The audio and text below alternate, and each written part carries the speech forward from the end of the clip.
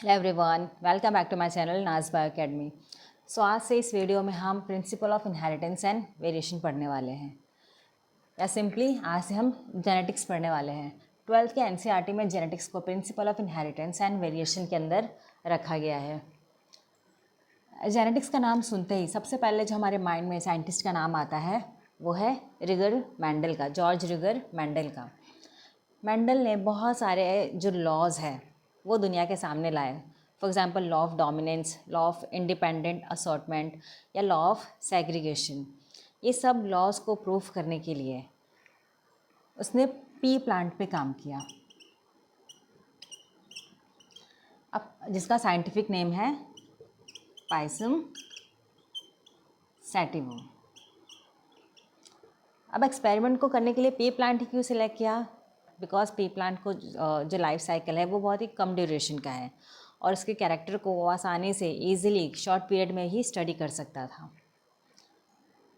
सो Mendel ने P plant पे ये जो 7 कैरेक्टर है, इन 7 कैरेक्टर को स्टडी किया।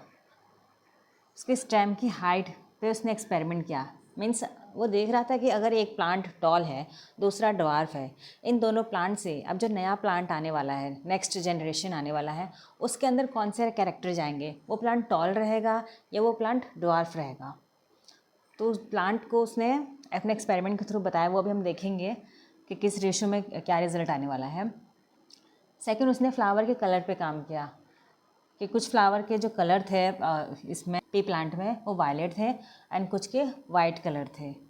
थर्ड, फ्लावर की पोजीशन पे काम किया कि फ्लावर का जो पोजीशन है वो एक्सियल है और टर्मिनल है दूसरे प्लांट का, तो नेक्स्ट जनरेशन में क्या कैरेक्टर आने वाला है। पोड के शेप पे काम किया उसने। एक पोड का शेप इन्फ्लेटेड है, सेकेंड जो था सेकेंड प्लांट का वो कंस्ट्रिक्टेड था, तो अपोजिट कैरेक्टर को उसने सेलेक्ट किया फॉर स्टडी।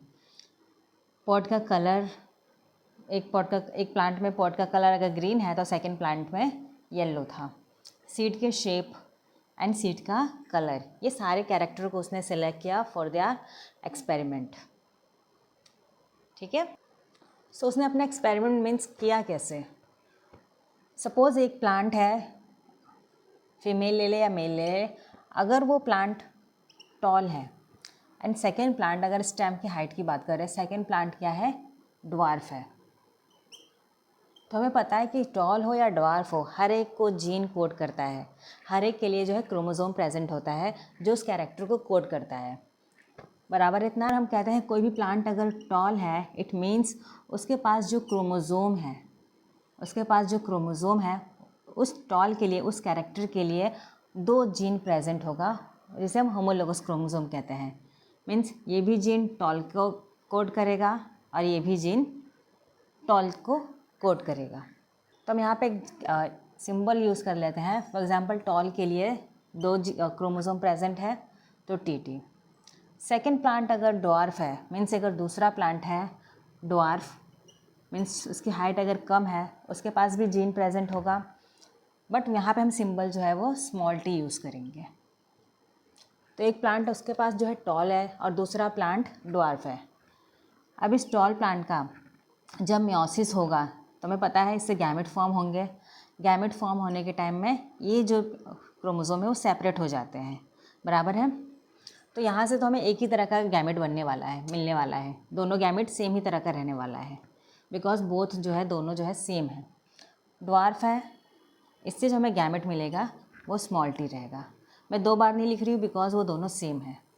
जब इस प्लांट का टॉल और इसका ड्वार्फ, मीन्स जब पॉलन यहाँ से एंथर से स्टिग्मा पर ट्रांसफ़र होगा एंड आफ्टर फर्टिलाइजेशन जो नया प्लांट आएगा उसके पास जीनोटाइप कैसा रहेगा? उसके पास जीनोटाइप आ जाएगा टी एंड टी।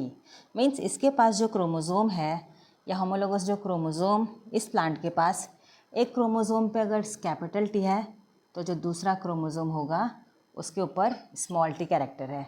मीन्स एक प्लांट से उसे, एक फादर से उसे कैपिटल टी मिला है और दूसरे मदर से उसे स्मॉल टी मिला है। तो यहाँ पे आप देख सकते हो कि ये जो जीन है ये कोड कर रहा है टॉल को, बराबर है, और ये जो स्मॉल टी है ये ड्वार्फ है। बट जो इसका फर्स्ट जनरेशन था उसके पास कैपिटल टी भी है एंड स्मॉल टी भी है। जब दोनों क्रोमोसोम सेम हो जब ये दोनों जीन सेम हो तो इसे हम कहते हैं होमोजाइगस, बिकॉज दोनों जीन जो है यहाँ पर सेम है। इस क्रोमोसोम पे भी कैपिटल टी प्रेजेंट है और दूसरे क्रोमोसोम पे भी कैपिटल टी प्रेजेंट है। ठीक है, यहाँ पर भी स्मॉल टी ये भी दोनों सेम है, तो इसे भी हम कहेंगे होमोजाइगस। ये जो जीन है ये होमोजाइगस है, इस दोनों क्रोमोसोम पे capital T and small T and small T present है। बट जब एक क्रोमोसोम पे कैपिटल टी एंड एक क्रोमोसोम पे स्मॉल टी, जो कि हमें यहाँ पे देखने मिला है फर्स्ट जनरेशन में, इस प्लांट के पास दोनों जीन आए हैं फादर से और एक मदर से, एक कैपिटल टी है और एक स्मॉल टी है। मीन्स इसका जो जीनोटाइप है वो कैसा है, capital T and small T. इसे हम कहेंगे, दोनों डिफरेंट है, इसे हम कहेंगे हेट्रोजाइगस। ठीक है, और ये जीन ये दोनों को मीन्स एक ही जीन के ये वेरिएंट है, दोनों टॉलनेस को ही, साइज़ को ही, प्लांट के हाइट को ही कोड कर रहे हैं। बट यहाँ पर एक टॉल के लिए है और एक ड्वार्फ के लिए है, but same character means height के लिए ही है। तो इसे हम कहेंगे ये जो दोनों जीन है ये आपस में ये एक एलील है। तो आया समझ में आपको एलील क्या होता है? मीन्स एक ही कैरेक्टर के लिए अगर वेरिएशन प्रेजेंट हो, वेरिएंट जीन प्रेजेंट हो, तो उसे हम कहेंगे वो आपस में क्या है, वो ये दोनों एलील है। तो एक जीन के वेरिएंट को हम एलील कहते हैं। तो ये कुछ टर्म हो गई। फिर से अपने टॉपिक पे आ जाते हैं कि जब उसने टॉल और ड्वार्फ का एक्सपेरिमेंट किया, अब ये जो नया प्लांट मिला है, अब ये क्या रहने वाला है, ये टॉल होगा या ड्वार्फ होगा, बिकॉज इसके अंदर जीनोटाइप दोनों आया है। तो मेंडल ने क्या स्टडी किया कि ये जो प्लांट था ये टॉल था। इसका जो एक्सप्रेशन है उसे देखने में ये प्लांट कैसा दिखा, टॉल दिखा। ठीक है, इसे हम कहते हैं F1 जनरेशन, ये फर्स्ट जनरेशन है, या first filial F5, first filial generation भी हम कहते हैं।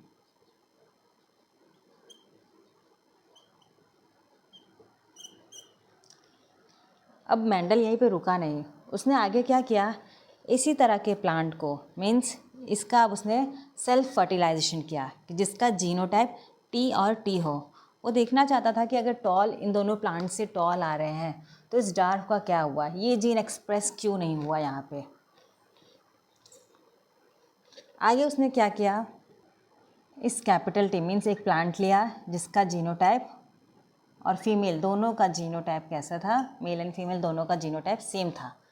यहाँ पर उसने सेल्फ फर्टिलाइजेशन चेक किया। अब यहाँ पर जो गैमेट फॉर्म होगा, जब मियोसिस होगा, गैमेट फॉर्म होगा, तो हमें दो तरह के गैमेट मिलने वाले हैं, बराबर है। इस प्लांट से भी दो गैमेट और इस प्लांट से भी दो गैमेट। अब हो सकता है जब इनका अब फर्टिलाइजेशन होगा, गैमेट फॉर्म हो गया, अब जब इस गैमेट इस गैमेट से भी फ्यूज़ हो सकता है, इस गैमेट से भी फ्यूज़ हो सकता है। सेम यहाँ पर भी ये पेरेंट हो गया और ये गैमेट हो गया। सेम ये गैमेट भी इससे भी फ्यूज़ हो सकता है, इससे भी फ्यूज़ हो सकता है। तो उसने इस फ्यूजन को एक स्क्वायर में बताया। इसे कहा जाता है पोनेट स्क्वायर, बिकॉज एक साइंटिस्ट था पोनेट, उसने ये बताया था। तो इस प्लांट का अगर हम देखें तो यहाँ से हमें दो तरह के गैमेट मिल जाएंगे और इस प्लांट से भी हमें दो। तो मीन्स अगर ये टी इस कैपिटल से फ्यूज़ होगा तो हमें मिल जाएगा दोनों कैपिटल टी। अगर ये कैपिटल टी इससे फ्यूज़ हो जाए तो ये मिलेगा capital T in small T. Same यहाँ पर इस प्लांट का जो स्मॉल टी है या जीनोटाइप जिसका स्मॉल टी है, वो अगर इससे फ्यूज़ हो गया तो हमें टी मिलने वाला है, और ये अगर इससे फ्यूज़ हो गया तो हमें दोनों ही स्मॉल टी मिलने वाला है। सो मेंडल ने क्या देखा, तो इस प्लांट का जो कैरेक्टर था वो कैसा देखा गया कि चार प्लांट में से ये भी प्लांट उसे टॉल दिखाई दिया, ये भी प्लांट जो था उसे टॉल दिखाई दिया। अगेन ये भी प्लांट टॉल था, बट ये वाला जो प्लांट था उसे वो ड्वार्फ या उसकी हाइट जो है वो कम थी।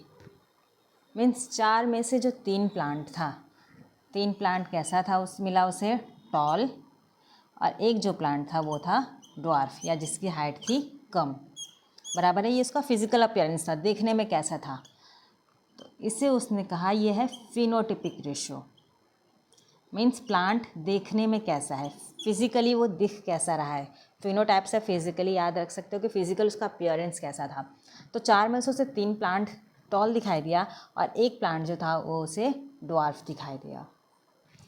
अभी ये सब जो चीज़ें हैं हमारे सामने, आज के टाइम में हमें पता है ये सब चीज़ें क्या है, जीन है, बराबर है। ये सब जीन है जो कि पेरेंट्स से ऑफस्प्रिंग में ट्रांसफ़र हो रही है। बट मेंडल को उस टाइम में जीन का कॉन्सेप्ट सामने नहीं आया था, तो उसे इन चीज़ों को या कैपिटल टी या जीन को उसने फैक्टर का नाम दिया था कि हाँ कोई जो चीज़ है, कोई भी फैक्टर है, ट्रेट है जो कि पेरेंट्स से ऑफस्प्रिंग में ट्रांसफ़र हो रही है। ठीक है, उस टाइम में जीन का कॉन्सेप्ट नहीं था। सो यहाँ पे देखा गया कि जब कैपिटल टी और स्मॉल टी दोनों तरह के जीन प्रेजेंट हो फिर भी हमें प्लांट टॉल दिखाई दे रहा है। इट मीन कि ये जो कैपिटल टी है ये डोमिनेंट जीन है। मीन्स जब कैपिटल टी और स्मॉल टी दोनों प्रेजेंट हो तो ये स्मॉल टी को एक्सप्रेस नहीं होने देगा, वो अपने आप कैपिटल टी अपने आप को एक्सप्रेस करेगा।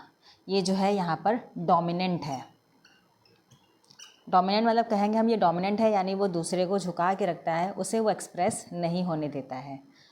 तो कैपिटल टी क्या है यहाँ पर, डोमिनेंट जीन है। तो अपने इस एक्सपेरिमेंट के थ्रू उसने लॉ ऑफ डोमिनेंस को सामने लाया।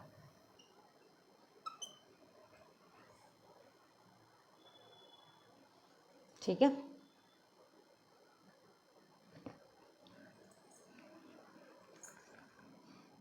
लॉ ऑफ डोमिनेंस क्या कहता है कि जब दोनों जीन प्रेजेंट हो तो एक जीन डोमिनेंट है, ये रेसेसिव जीन को एक्सप्रेस नहीं होने देगा। इस स्मॉल टी को एक्सप्रेस होने के लिए ये कहाँ पर इस स्क्वायर में आप देख सकते हो, यहाँ पर भी दोनों प्रेजेंट है बट टी वाला कैपिटल टी ही एक्सप्रेस हो रहा है, इसका ही जीन जो है वो एक्सप्रेस हो रहा है। भले प्लांट के अंदर दोनों जीन प्रेजेंट हो, ह्यूमन में भी क्या होता है हमारे अंदर फादर एंड मदर दोनों से जीन आता है बट दोनों के जीन एक्सप्रेस नहीं होते हैं, किसी एक का ही जीन एक्सप्रेस होगा, दूसरा जीन प्रेजेंट रहता है। तो यहाँ पे अब ठीक है, तो इसे लॉ ऑफ डोमिनेंस कहा गया। दूसरी चीज़ यहाँ पर हमें फिनोटिपिक रेशियो तो पता चल गया, बट अब हम आते हैं जीनोटिपिक रेशियो पे। जीनोटिपिक रेशियो क्या होता है कि प्लांट के अंदर जीन कैसा प्रेजेंट है। मीन्स कैपिटल टी ऐसा हमें कितनी बार देखने मिल रहा है, एक बार। Capital T and small T ऐसा हमें कितनी बार देखने मिल रहा है, 2 बार। एंड स्मॉल टी ये है 1 बार। सो यहाँ से आ जाता है हमारा जीनोटिपिक रेशो। मीन्स प्लांट के अंदर जीन कैसा है, किस फॉर्म में प्रेजेंट है और वो जीन एक्सप्रेस कैसे हो रहा है, वो हमें दिखाई कैसे दे रहा है फिजिकली, वो है इसका ये फिनोटिपिक रेशो।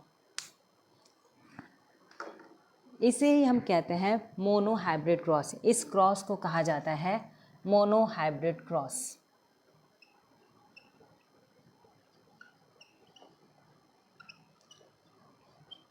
बिकॉज उसने मोनो एक कैरेक्टर को लेके अपने एक्सपेरिमेंट को बताया था, लॉ ऑफ डोमिनेंस को। तो इस मोनो हाइब्रिड क्रॉस से हमें क्या पता चलता है कि लॉ ऑफ डोमिनेंस क्या है, कि जब दोनों जीन प्रेजेंट हो तो एक जीन डोमिनेंट है और दूसरा जो जीन है वो रेसेसिव होता है, वो एक्सप्रेस नहीं हो पाता है। अपने एक्सपेरिमेंट के थ्रू इसने एक और लॉ बताया था, लॉ ऑफ सेग्रीगेशन।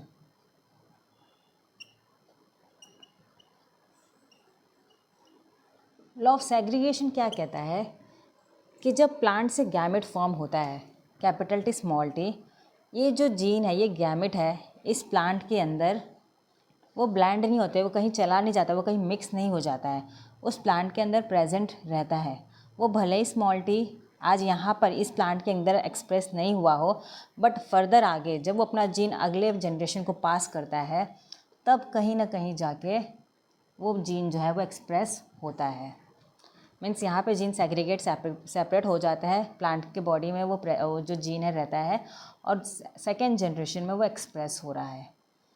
मीन्स ये कैसा हो गया कि हाँ कोई भी फादर या मदर का कैरेक्टर उसके बच्चे में ना आके उसके अगले जनरेशन, उसके नाता जो ग्रैंड चाइल्ड है उसमें दिखाई दे रहा है। तो यहाँ पे स्मॉल टी इस जनरेशन में एक्सप्रेस नहीं होता है बल्कि वो अगले जनरेशन में एक्सप्रेस हुआ था। Thanks for watching. इस टॉपिक को हम कंटिन्यू करेंगे सारे लॉज हमें वन बाय वन पूरा जेनेटिक्स पढ़ने वाले हैं धीरे धीरे करके। सो आप मेरे साथ इस तरह जेनेटिक्स पढ़ना चाहते हो तो मेरे चैनल को सब्सक्राइब कीजिए। सो आप नेक्स्ट वीडियो के लिए नोटिफाई होते जाओगे। Thank you.